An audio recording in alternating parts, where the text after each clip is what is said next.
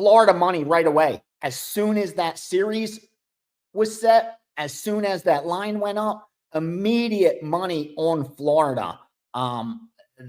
Rarely do you get that much like one-sided on a series, especially when it's near a coin flip. It's not like they're the 2-1 favorite or anything like that. They're actually the dog in game one, and they're getting all the money so far. Like, I haven't seen any Edmonton money. It's all Florida for the series. It's all Florida in game one. So I think when all the dust settles, the books are really going to need Edmonton to show up. I think it's going to be a tougher series. I don't think it's going to be a cakewalk for Florida. I think Edmonton's going to give them some problems for sure. All right. Anything you're seeing as far as game 6 goes?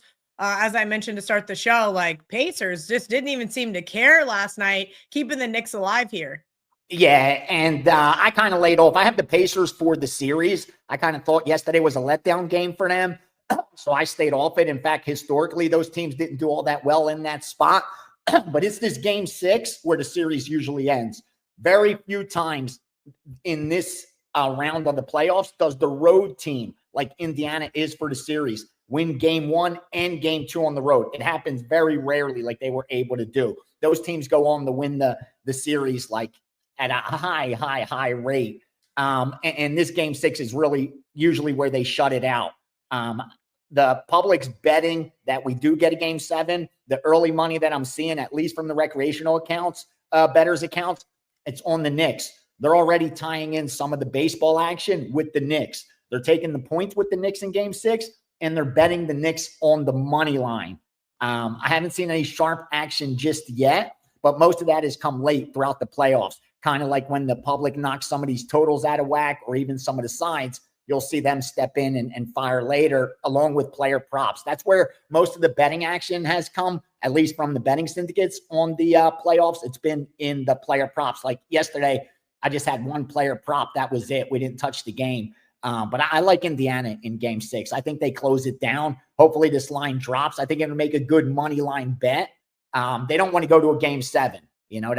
That they don't want to extend to a game 7. All the pressure kind of is on them after winning game 1 and 2. But I think at home, they're going to be a tough out for the Knicks to beat them back to back. I think Indiana shows up. That'll be a tough game. But it'll be interesting to see if the Sharps get involved, because so far it's been nothing but public money.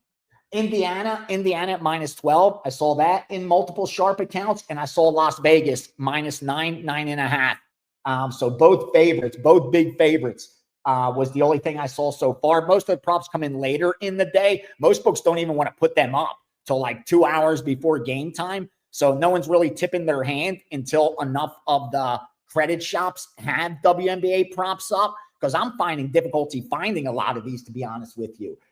But they are on Indiana. They are on Las Vegas. They laid double digits with Indiana. They laid up to 9.5, close to 10.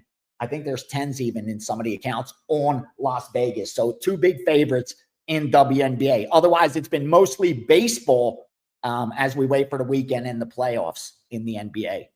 All right, let's touch on a couple of those baseball games. We're going to get into a little bit more in depth towards the end of the show with Teddy Covers. But any baseball that you've seen for today, or even early betting baseball for tomorrow? Yeah, a couple games today, a few signs for you. 903 Milwaukee, +135, 130, and 125. They like Milwaukee as a dog. They like Minnesota as a dog as well. 923 Minnesota, +135, 130, +125, and also went over 7 in that one, all the way up to -130. Also in that Milwaukee game, they bet the over 9 up to -130.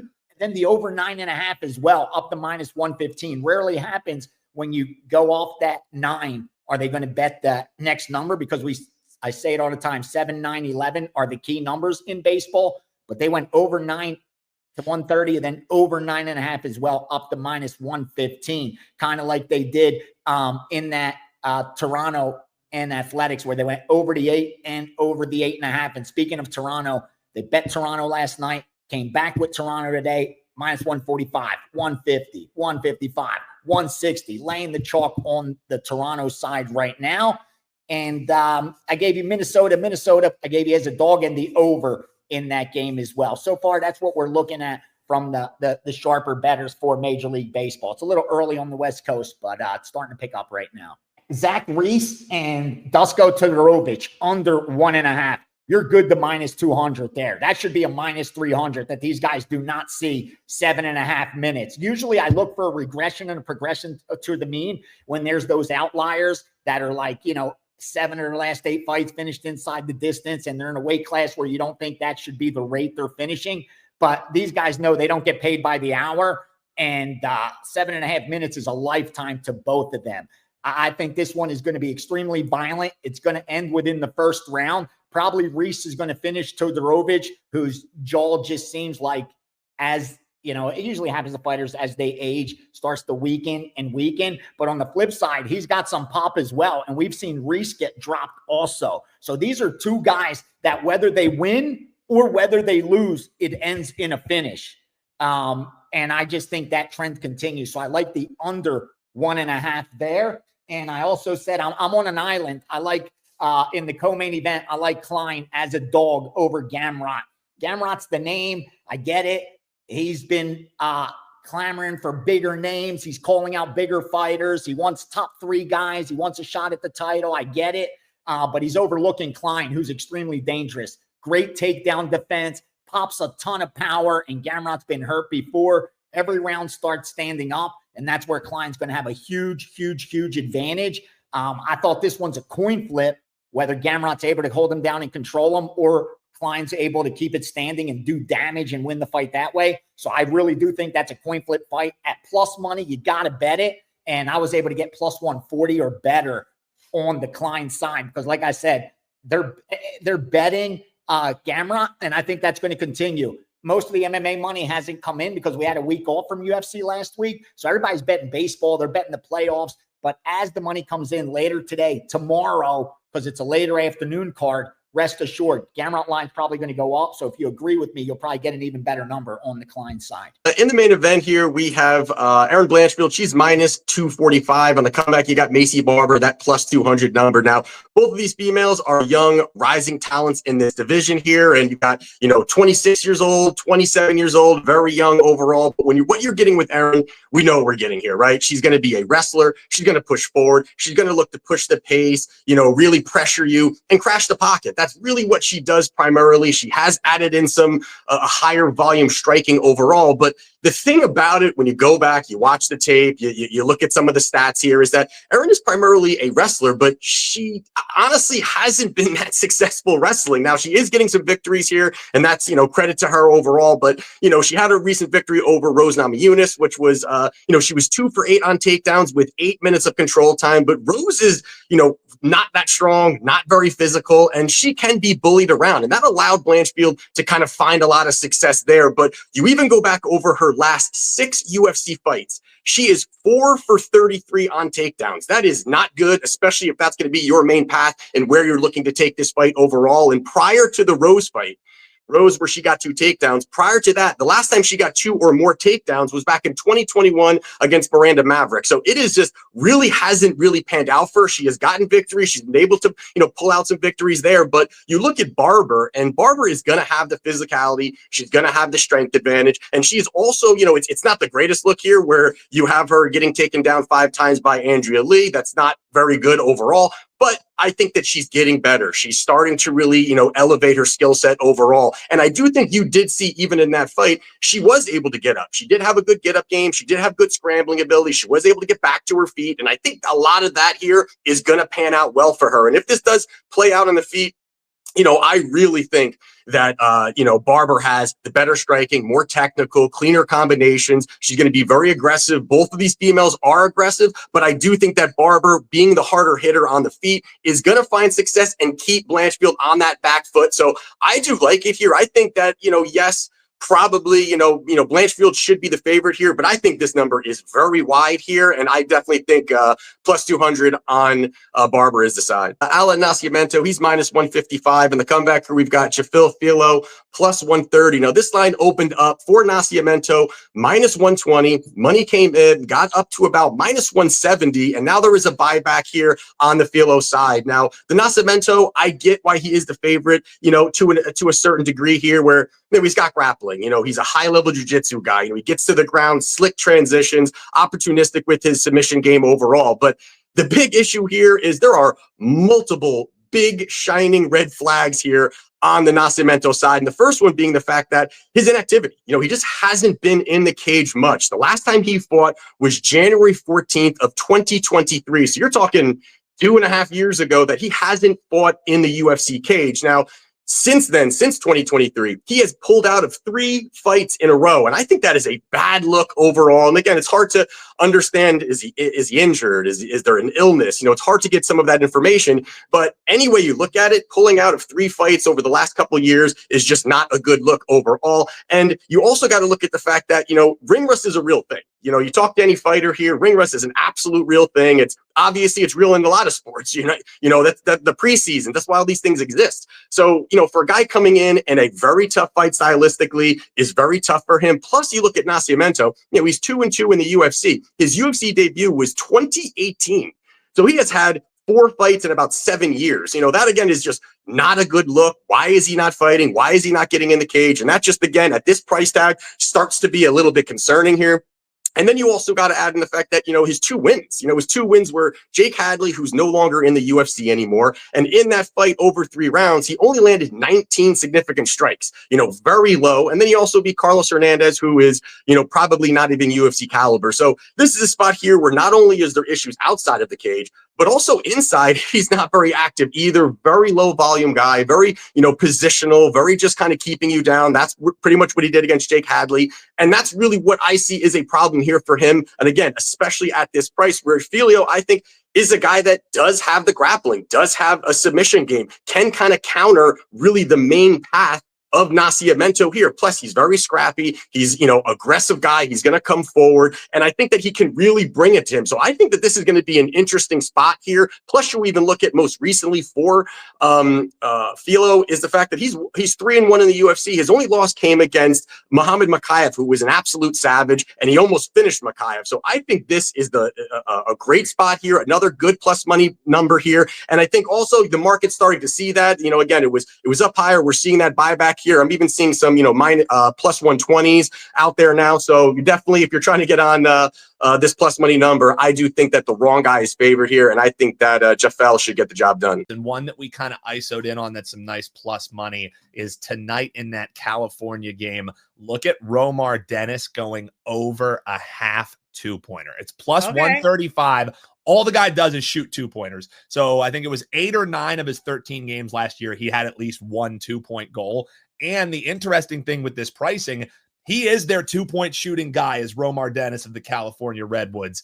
Yet over the total 2-pointers in this game, the over is favored. Yet this guy's plus 135. It doesn't really make sense because if 2-pointers are to fall in this game, it's likely going to be because Romar Dennis is involved. He's chasing the guy who has the all-time record for 2-pointers. He's only 10 away, so I think he's going to be letting him rip this year. Look towards Romar Dennis going over half, basically just getting 1 2-point goal at plus 135. A little plus money for the folks there, Kelly. All right, I'm on the under in the first game. Shocker, under 23.5 in the Atlas Chaos game. Yeah. And I do like Denver in the second game. I understand where you're saying, hey, lay the chalk on both money lines in a parlay.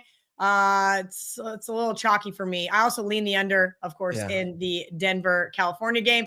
Best bet for me this week is going to be looking towards Liam Entenmann, the goalie for Atlas, going under on his saves. You can either do it at 12.5 or you can do it at 11.5. He's an absolute stud. This number is great. He averaged, around 12, 13 saves last season, but he's playing the chaos tonight. And with this new offense, they lost a lot of players. I don't know how much they're even going to be shooting on cage. So I just don't think the volume is going to be there for Liam Entenmann, who typically we would be looking to bet overs on.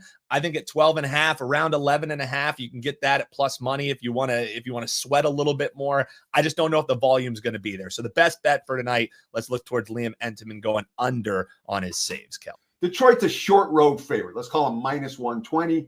Total has been bet up, 8 at the open, now 8.5, even juice to the over in this one. And we're talking about a Kansas City team that really hasn't played particularly good baseball of late. They're 6-11 in their last 17 ball games, just avoided being swept by Cincy with a 3-2 win on Wednesday. That being said, They haven't won back-to-back home games since like the first week of May. So it's been a while. We got Seth Lugo on the hill. Lugo's coming off a stint on the DL with a sprained middle finger. Since he allowed 3 runs, 2 dingers, plus 4 other hits, so striking out 5 without a walk. 6 innings of a 3-1 loss at Boston. That was back on May 11th. Lugo's quote: "At this point of the season, it's better to get healthy and be 100% than out there than trying to push through," which I agree. That being said, Lugo hasn't been great. He's coming in his first start off an injury, and his team behind him isn't playing well. The Tigers are 17 games over 500. All right, they just swept a 3-game series against San Francisco. The quotes coming out of that locker room every day: positive, good. This is a playoff team from last year, a team that won series last year. AJ Hinch, we find different ways to win. We've shown it over and over again that we're going to try to beat you with our 26 guys. And Casey Meyer's been real good for Detroit this season. Some of his advanced metrics say, he's due for a regression. I'm not so sure that's the case. It's certainly not in this one. He's coming. Now, he also missed time. He missed more than 2 weeks. He had a hamstring injury. He came back last Saturday against the Guardians, and he was dealing with the flu. Still only gave up 2 runs, 1 earned, 4 hits and a walk, struck out 6. Hinch after the game, that was a gutsy performance by Casey. His temperament was very methodical, even keeled. 77 pitches in 5 innings. Only the one the 1 run allowed was on a solo shot. So it's certainly a scenario for Mize that A, he's not going to be on a pitch count here. He's already had his rehab start. B, the team behind him is better than Kansas City. It's Detroit or pass for this better. Better team, better starter, strong, excellent. A better team with a strong starter, and they're in excellent current form. Tigers are pass. The price is relatively cheap. And, it's minus 120, even up to minus 125. I would look Detroit before I look KC. The Red Sox already have 6 losing streaks of 3 games or more this year. They've lost 5 straight coming into today's game, held to 2 runs or less in 4 of those defeats. Demoralizing. They were walked off twice in extra innings in Milwaukee this week. They're 5-11 their last 16. This is not a team I'm excited about putting my money on right now. All right. And Giolito, all right, he's got 3 quality starts, including a 7-inning shutout gem his last time out at Fenway versus Baltimore. But he's also, when he's been off, he's been lit up. In his 2 non-quality starts, he's given up 6 runs allowed both times, 5 dingers, 18 hits in 7.2 innings. The Rangers and the Braves blew him up. And when the Rangers are blowing you up, you're not pitching well. All right. Giolito had some good years with the White Sox. He had a rough end to 2023 with the Angels and the Guardians. He signed with Boston. He tore his right UCL. He missed the entire season last year. He opened this year on the DL with a strained hammy. He only has 5 yards. That's 5 starts. He's not good. He's a fade pitcher right here. And, by the way, current Braves have hit 375 against him, 64 at-bats. Acuna back in the lineup. He's a difference maker. Now, I'm not super excited about Atlanta, especially bullpen-wise. Grant Holmes has been the more consistent starter. He's coming off a 7-inning, 1-run gem against San Diego. 14 ground ball outs in that game and only 94 pitches. This is a guy who had a problem with walks in April. May's been better. He did walk 4 versus the Red Sox at Fenway less than 2 weeks ago. Still threw 6 innings of 3-hit ball in that game, and the bullpen behind him got lit up. Give up 2 in the 7th, 2 in the 8th, and the dinger, the game-winning dinger to Rafael Devers in the 9th. That's the only game the Braves lost in this series. I'd rather go starter versus starter here. Atlanta first 5 minus 150 is the play that makes the most sense to me. So lay the chalk, look for the Braves take care of business against a slumping Red Sox team that, frankly, hasn't been very good. And listen, guys, we appreciate those likes. We appreciate the comments. We appreciate the follows very, very much. Thanks for watching WagerTalk TV. What stands out to me, and I'm already locked and loaded with this play for Saturday for the clients, I'm playing game 6 under. And there's 2 basic elements to this. One is great data from Ralph Michaels that shows as the playoffs progress. It's not game 7. Game 7 is trend under. But games 5 and 6 are the strongest under trends. And it's not first round. 2nd, 3rd, and 4th round, the finals. Where long-term unders have cashed well over 60% of the time. So it tells us when we're looking at totals for this game, that's the first way we're going to look. Then we think about what happened last night and the quotes coming out of the game after last night. The Knicks figured out how to stop Halliburton last night, and that's a problem for Indiana. And not that I expect this same sluggish offensive showing for the Pacers here. I mean, the Pacers had nothing last night. They had nothing in the first quarter. I thought they might come out at halftime and come out. No. In the fourth quarter, no. I mean, Indiana really didn't bring it. All the pressure is on the Pacers now. All right. The veteran teams, and Indiana did it against Cleveland. Veteran teams find a way to win that game 5 on the road. Indiana instead kind of did a no-show. And there's certainly some thought that Indiana, after playing at a much slower pace and much less efficient offensively than they wanted to last night, they're going to push pace here. And I expect they're going to try. Whether that's successful or not is another question entirely. And that has something to do with whether the Knicks are making and missing shots as well. But we saw the pace slow down, legitimately. Slowest game of the series last night. We saw a defensive game plan for the first time this series that really contained Halliburton from New York. I like what Coach Tibbs has done in this series. Thibodeau's done a really good job this postseason, and that continued last night, and it cost me money, unfortunately. But under is the way I'm looking for Game 6. I've advised my clients to look that way as well. All right, we'll be looking at that under tomorrow.